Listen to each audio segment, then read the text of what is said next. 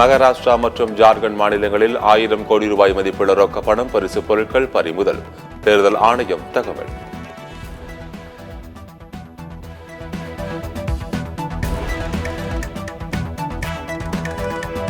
கோவை விசிக தெற்கு மாவட்ட செயலாளர் கைது. டிஎஸ்பியை மிரட்டிய புகாரில் நடவடிக்கை.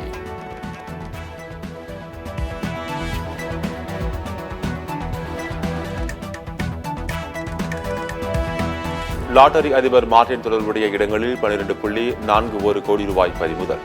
தமிழ்நாடு, மேற்கு வங்கம், கர்நாடகா உள்ளிட்ட மாநிலங்களில் 22 இடங்களில் சோதனை நடந்த நிலையில் அமலாக்கத்துறை நடவடிக்கை.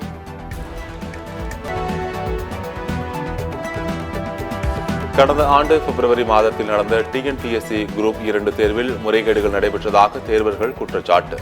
டிஎன்பிஎஸ்சி அதிகாரிகள் விளக்கம் அளிக்க வேண்டும் என கோரிக்கை.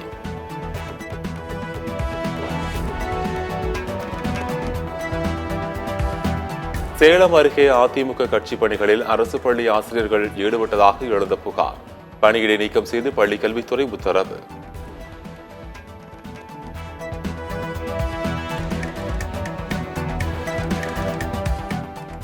(2026) தேர்தலிலும் திமுக தலைமையிலான கூட்டணி அமோக வெற்றி பெறும். காங்கிரஸ் மூத்த தலைவர் திருநாவுக்கரசர் பேட்டி.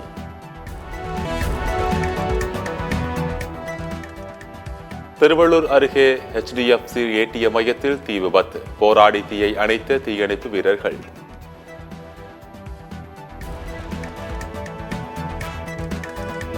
வேலூர் அடுத்த அரியூர் மலைக்கோடி பகுதியில் யானை தந்தம் விற்பனையில் ஈடுபட்டவர்கள் கைது. பாஜக நிர்வாகி உள்ளிட்ட 5 பேரை கைது செய்து போலீசார் விசாரணை.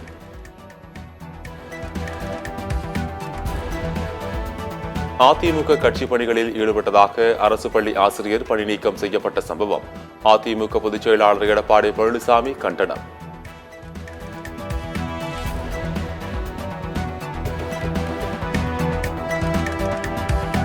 மகாராஷ்டிரா தேர்தல் பிரச்சாரம் நிறைவு. ஜார்க்கண்டில் 2ஆம் கட்ட தேர்தலுக்கான பிரச்சாரமும் நிறைவடைந்தது.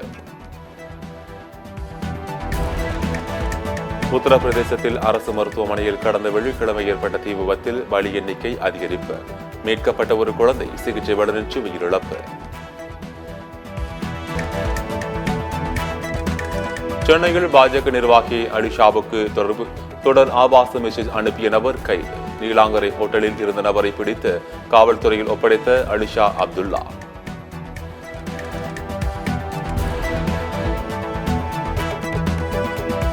குஜராத்தில் 3 மணி நேரம் மருத்துவக் கல்லூரி மாணவரை நிற்க வைத்து ராகி.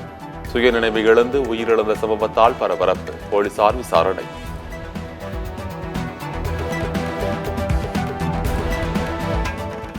பிரிவினைவாத அரசியல் இனிமேலும் ஈடுபடாது என்பதை தேர்தல் முடிவுகள் வெளிப்படுத்தியுள்ளன. அமைச்சர்கள் பதவி பிரமாணம் செய்த நிகழ்வில் இலங்கை அதிபர் அனுரகுமார திசநாயக்க பேச்சு.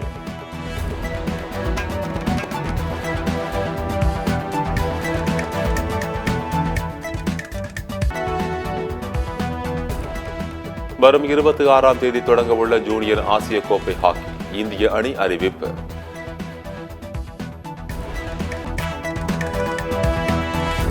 ராயல் சேலஞ்சர்ஸ் பெங்களூரு அணியின் புதிய பந்துவீச்சு பயிற்சியாளராக ஓம்கார் சால்வி நியமனம். தற்போது ரஞ்சி கோப்பை தொடரில் மும்பை அணியின் பயிற்சியாளராக உள்ளார்.